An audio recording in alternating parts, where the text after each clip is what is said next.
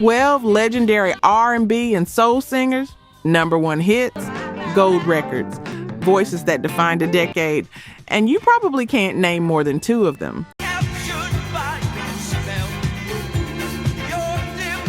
The 1970s gave us some of the most powerful soul music ever recorded. But while you know Stevie and Marvin and Aretha, there were others. Artists who topped charts, sold millions, changed the game, who somehow slipped through the cracks of memory. Heaven knows I've tried. Here are 12 names that should be in every conversation about soul music, but they're not. And that's what we're here to fix. Number 12, Freda Payne. Band of Gold, 1970. Number 3 on the Billboard Hot 100. #1 in the UK for 6 straight weeks. Over 2 million copies sold worldwide. Gold record. And if you've heard it, you probably couldn't tell me who sang it. Here's what makes that wild. The song was written by Holland Dozier Holland, the same team behind the Supremes' biggest hits. They just left Motown, started their own label, and handed Freda this song. She didn't want to record it, thought it was written for a teenager, not a 30-year-old woman. But co-writer Ron Dunbar told her, "You don't have to like it, just sing it." So she did. One take, and it became one of the defining soul ballads of the early 70s. The backing band, the Funk Brothers from Motown. Background singers included Thelma Hopkins and Joyce Vincent Wilson, who'd later become Dawn and Tony Orlando and Dawn. Even Freda's sister Sherry sang backup. Sherry would eventually replace Diana Ross in the Supremes, but here's the part that still gets me. Freda had another gold record the next year with Bring the Boys Home, a Vietnam War protest song that hit number 12. 2 gold records in 2 years. Both top 15 hits. And by the end of the decade, she was hosting a talk show because the music industry had moved on. She's still performing today at 80. Still has that voice. Still singing Band of Gold to audiences who remember every word but forgot her name decades ago. And if you've ever wondered what happened to artists who did everything right and still got erased, well, there's your answer. The industry doesn't owe you memory. It just takes what it needs and keeps moving. Number 11, first choice. Philadelphia Soul Trio, 1973. Armed and Extremely Dangerous hit number 28 on the pop chart, number 11 R&B. The group's debut album went gold. They were part of the Philly sound revolution. Same producers, same studio musicians, same formula that was dominating radio. But here's what you don't know about that hit. It was written and arranged by Norman Harris and Bobby Eli, the architects behind MFSB, the house band that created the sound of Philadelphia. Earl Young on drums, the Sigma Sound Studios Orchestra, everything that made the Stylistics and the Delphonics famous was right there in that first choice recording. The song itself was proto-disco before disco had a name. That 4 on the floor beat, those sweeping strings, the kind of groove that would take over dance floors by mid-decade. First choice was ahead of the curve, and that should have meant everything. They followed up with Smarty Pants and The Player, both charted R and B top 10. By 1974, they were on Soul Train, touring constantly, living the dream every girl group wanted. 3 voices in perfect harmony, costumes that sparkled under stage lights, the whole package. Then disco exploded. And suddenly, being proto-disco wasn't enough anymore. The sound evolved. Labels wanted bigger, brasher, more electronic. First Choice kept recording through the late 70s, but the hits stopped coming. By 1980, the original lineup had fractured. You know what's cruel about it? Their music got sampled constantly in the 90s and 2000s. Hip-hop producers loved those grooves. House DJs in Europe kept their records spinning in clubs for decades. The music never died. It just stopped being credited to the women who sang it. And if you've ever watched something you built get repurposed without your name on it, yeah, you know exactly how that feels. Real talk, only 9% of you are subscribed. That hurts. We're spending hours digging through archives, fact-checking every detail, bringing these stories back to life. And if you're watching this far, you clearly care. So hit subscribe. It's free and takes 2 seconds. Now, to my subscribers, barely any of you have joined the membership. And honestly, that stings even more. You know the work we put in. You keep coming back. If these videos have ever made you feel something, if this music means something to you, join the membership. It's $1 coffee a month, and it's the only way we keep this going. Let's build this together. All right, back to it. Number 10, Betty Wright. It's because you picked up a man of mine. 17 years old when she recorded Clean Up Woman, number 6 on the pop chart, number 2 R&B, gold certification. Over 1 million copies sold.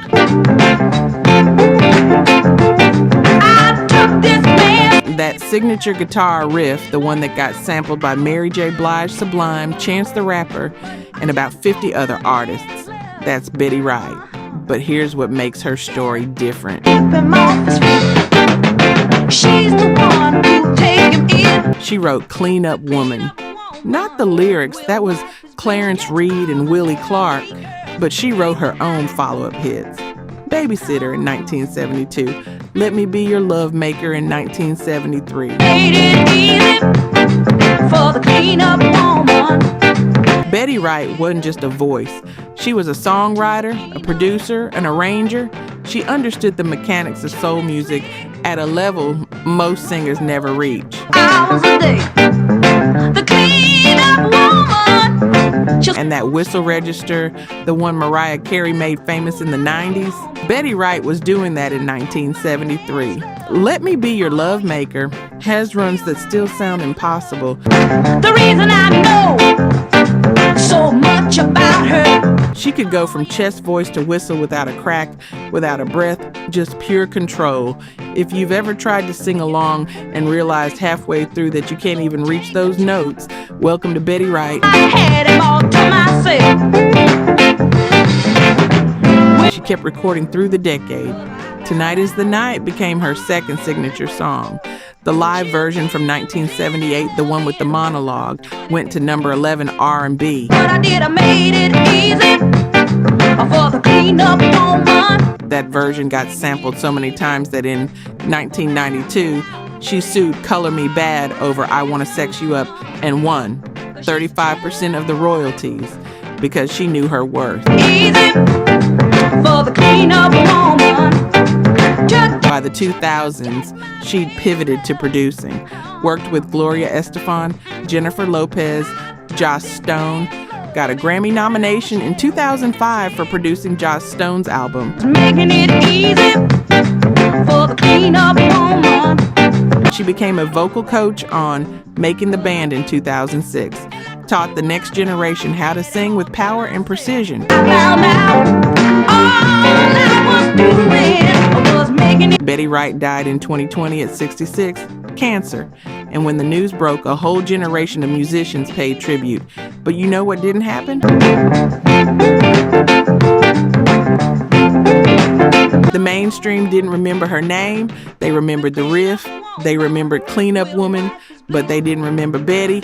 And that's the thing about being a pioneer. Sometimes the innovation outlives the innovator's credit. Number 9, Tavares. Five Brothers from Cape Verde. Heaven Must Be Missing an Angel in 1976. Number 15 on the pop chart. Number 3, R&B. Number 1 on the dance chart for 2 weeks. Gold record. The group's only gold record, actually. And if you heard it at a wedding reception, a roller rink, a house party, you know exactly which song I'm talking about. The production on that track is pristine, written by Freda Payne and Kenny St. Louis. Perrin was the architect behind the Jackson 5's early hits. He knew how to build a song that felt effortless. That opening, those harmonies stacked like a choir, that's five brothers who grew up singing together. You can't fake that blend. But here's what's interesting about Tavares. They weren't trying to be disco. They were an R&B group with funk roots. But 1976 was the year disco started swallowing everything, and Heaven Must Be Missing an Angel had that groove. So radio played it, clubs played it, and suddenly Tavares was a disco act, whether they wanted to be or not. They followed it up with Don't Take Away the Music and Who Done It, both charted top 10 R&B. By 1977, they recorded More Than a Woman for the Saturday Night Fever soundtrack. That song went top 40. The soundtrack sold over 15 million copies. Tavares should have been set for life, except disco died hard.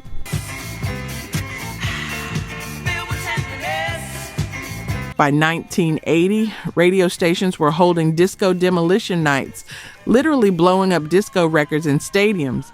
And Tavares, who were never just disco, got caught in the blast radius. The hits stopped. The tours got smaller.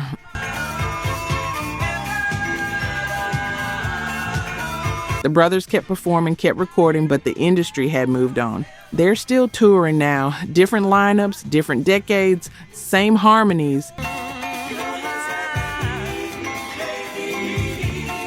And if you see them live, you'll hear that blend. Five voices that learned to sing in sync before any of them could drive.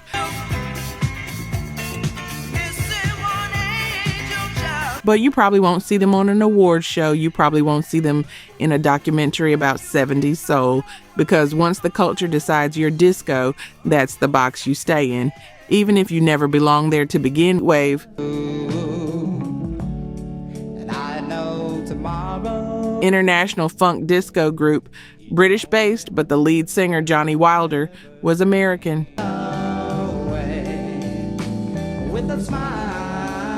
Boogie Nights in 1977, number 2 on the Billboard Hot 100, number 2 in the UK Platinum certification, over 1 million copies sold. And the song that got blocked from number 1, Debbie Boone's You Light Up My Life. Imagine being kept off the top spot by the least disco song in history. The irony is that Boogie Nights wasn't really disco either. It starts with a jazz intro, layered vocals, no beat, then slides into this bass-heavy funk groove.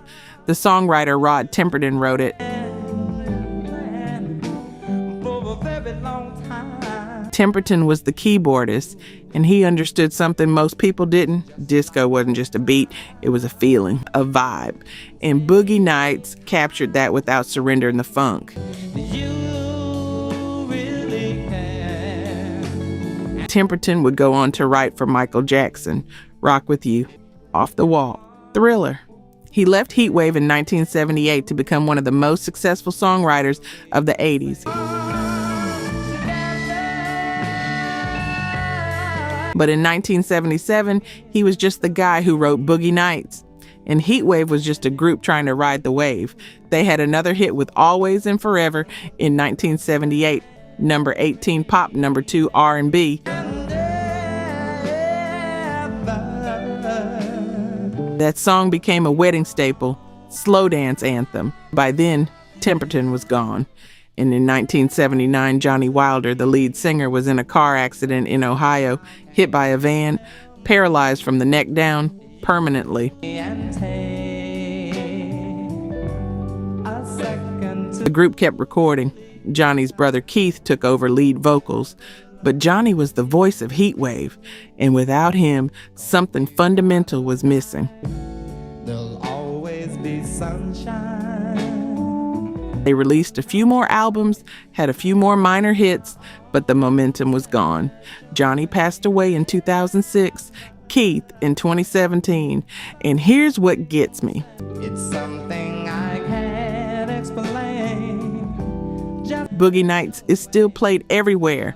Parties, commercials, movies. That bass line is iconic. But if you ask someone who sang it, they'll guess. Because Heatwave became the song, not the group. The music outlived the memory. And that's how you disappear while your voice is still playing. Each moment. Number 7, Bloodstone.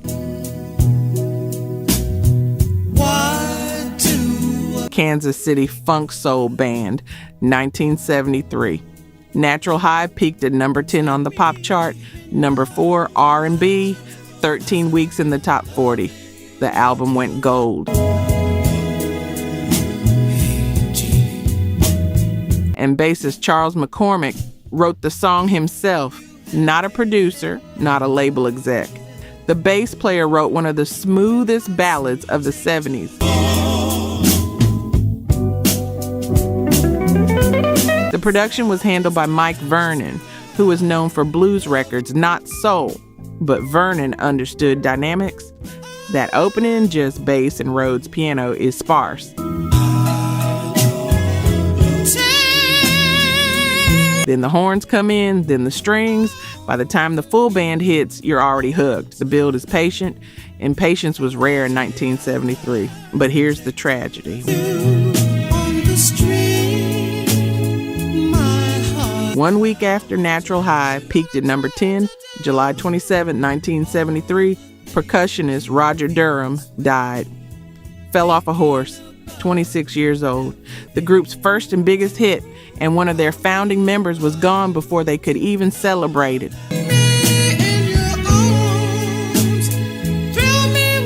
Bloodstone kept recording. Never Let You Go hit number 43 later that year. They had a few more R&B chart entries through the mid-70s, but nothing came close to Natural High. And by 1977, funk was morphing into disco, and the Bloodstone sound, that laid-back early 70s groove, felt dated. The group's still around. Different lineup. They tour oldies circuits, play reunion shows, keep the name alive. But Natural High is one of those songs that gets categorized as one-hit wonder, even though they weren't. They had hits. They had an album that went gold. But the culture only remembers one song.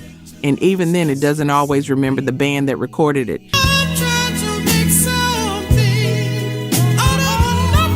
If you've ever built something with your closest friends, watched it succeed, then watched one of them leave before you could process what you'd accomplished. Yeah, that's Bloodstone. The song became immortal. The people who made it didn't. Number 6, Minnie Riperton. Lovin You in 1975. Number 1 on the Billboard Hot 100 for 1 week. Number 3 R&B. Number 2 in the UK. Gold certification. Stay with me while we grow old and we That 5-octave range, that whistle register that could hit notes most people can't even hear. And if you remember the song, you remember the la la la la la part. You remember the bird sounds. You probably don't remember Minnie. Here's what makes that criminal.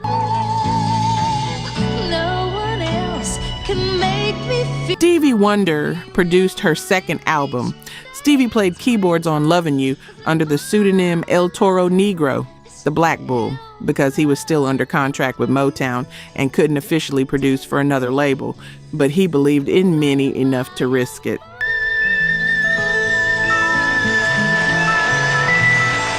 The song itself was originally a lullaby.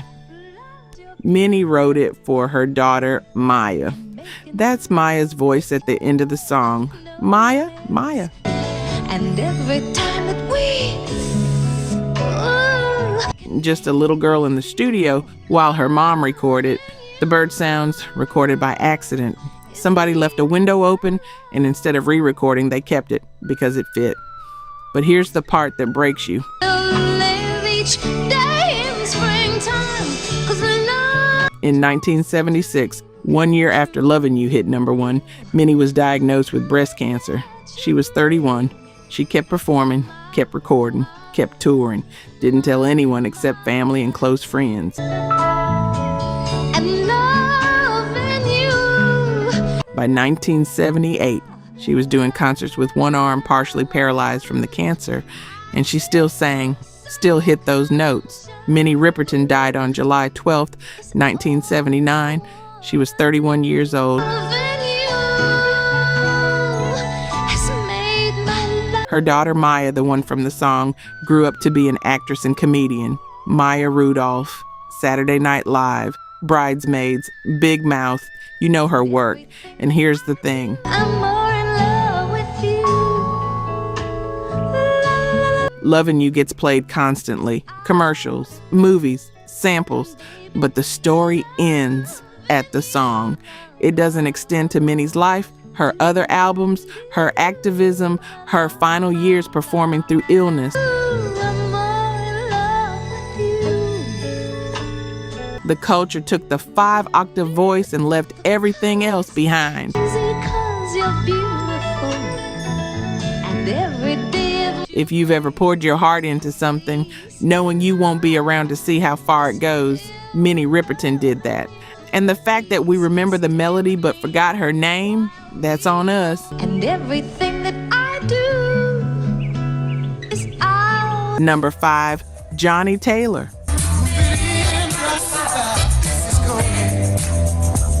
Disco Lady in 1976, number 1 on the Billboard Hot 100 for 4 weeks. Number 1 R&B for 6 weeks, sold over 2.5 million copies, and became the first single ever certified platinum by the RIAA. Let me say that again.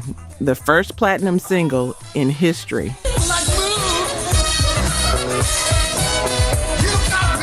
Before Disco Lady, there was no such thing as a platinum single. The Recording Industry Association of America created the certification in 1976 specifically for 2 million selling singles, and Johnnie Taylor's song was the first to qualify.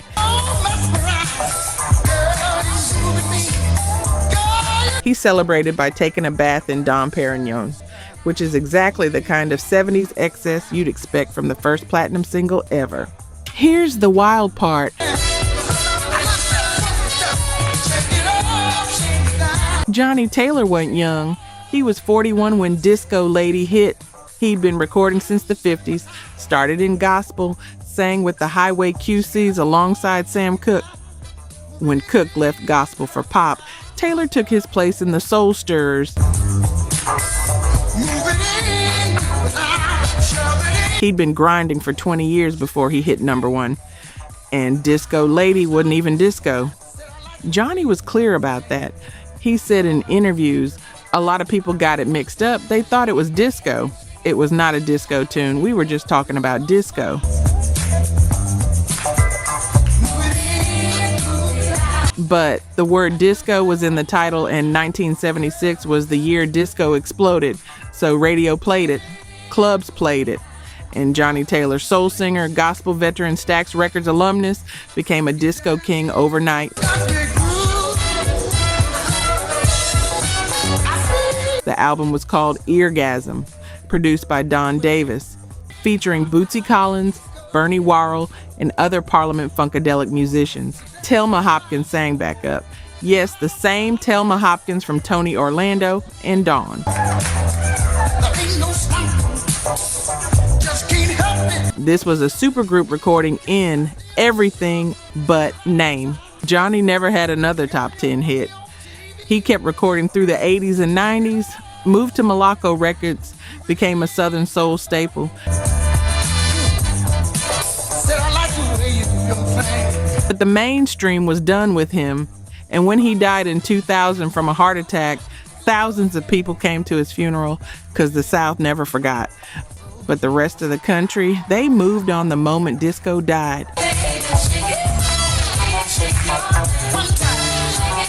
And that's the price of being first. You make history, you change the game, but history doesn't promise you'll be remembered for it.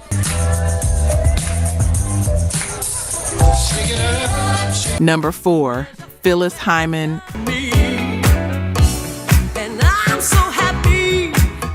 You Know How to Love Me in 1979, number 12 R&B, number 6 on the disco chart. The album hit number 10 R&B, and if you heard her voice, that rich, smoky contralto that could shift from sultry to soaring in one breath, you never forgot it. Phyllis was 6 feet tall, stunning, powerful stage presence, the kind of singer who commanded a room the moment she walked into it. She signed to Arista Records in 1977.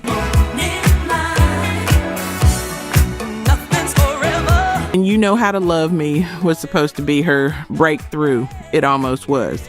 The song got play, the album sold, but almost doesn't pay bills. Here's what you need to understand about Phyllis Hyman. She didn't want to be a disco artist. She was a jazz singer at heart, sophisticated, elegant, the kind of voice that belonged in a smoky club, not on a 4-on-the-floor dance track. But it was 1979, and labels wanted disco.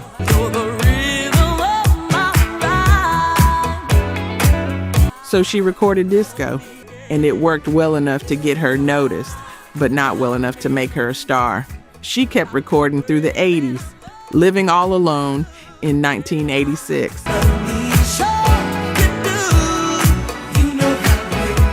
Don't Want to Change the World in 1991. 4 Grammy nominations over her career, never won. And by the 90s, she was battling depression, addiction, financial struggles.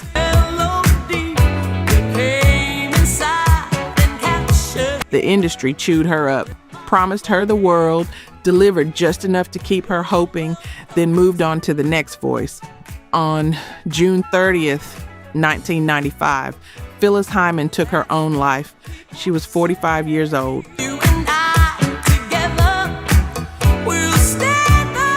It was hours before she was supposed to perform at the Apollo Theater, and the note she left said she'd been cheated, not defeated. Those were her words. Cheated by an industry that wanted her voice but not her vision. Her memorial service was held at the Apollo. Thousands of people showed up. They played You Know How to Love Me. They played Living All Alone. They celebrated a woman who gave everything to music and got heartbreak in return. If you've ever felt like you did everything right and still lost, Phyllis Hyman felt that too.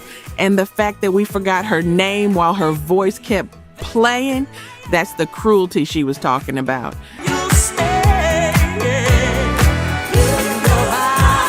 Number 3, Dorothy Moore. Thought of you. Misty Blue in 1976. Number 2, R&B. Number 3 on the pop chart. Number 5 in the UK. 23 weeks on the Billboard Hot 100. Gold certification. And a Grammy nomination for Best R&B Vocal Performance. This was one of the biggest ballads of the mid-70s. The song wasn't new. It was written in 1966 by Bob Montgomery. Took him 20 minutes to write, he said later. Eddie Arnold recorded it as a country song in 1967 and took it to number 3 on the country chart. I can't forget you, my whole world. Joe Simon recorded an R&B version in 1972, but Dorothy Moore's version in 1976, that's the one that became definitive. She recorded it in one take.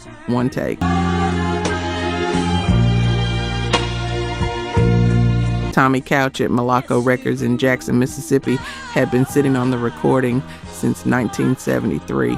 Couldn't get any labels interested. So in November 1975, Malaco used their last resources to press and release it themselves. Heaven knows I've tried. It broke in Chicago, then Washington, D.C., then the South. By April 1976, it was a national hit. Dorothy Moore was 30 years old, born and raised in Jackson, self-described R&B singer with a blues heart. When I say that I'm glad we're through. She'd been singing since she was 12, gospel choir, talent shows, local gigs. She'd recorded with a group called the Poppies in 1966. Had a minor hit with Lullaby of Love, but nothing prepared her for Misty Blue. She had 2 more hits in 1976 and 1977. Funny how time slips away. A Willie Nelson song hit number 7 R&B.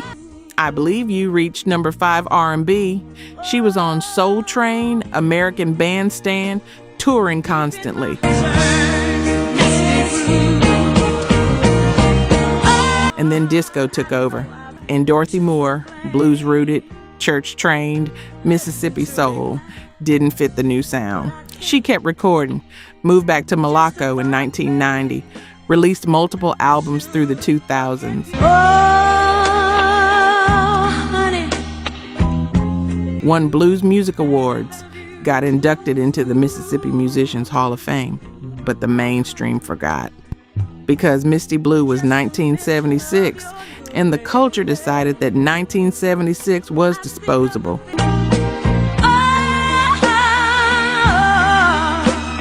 Dorothy Moore is still performing. She's 79 now, still has that voice, still sings Misty Blue like she recorded it yesterday. And if you've ever watched your biggest achievement become the only thing people remember about you, while simultaneously forgetting you made it, Dorothy knows that feeling.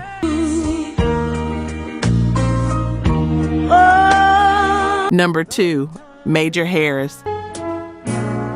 Please tell me yes. Love Won't Let Me Wait in 1975. Number 5 on the pop chart. Number 1 R&B for 1 week. Gold certification. Not one more minute, baby.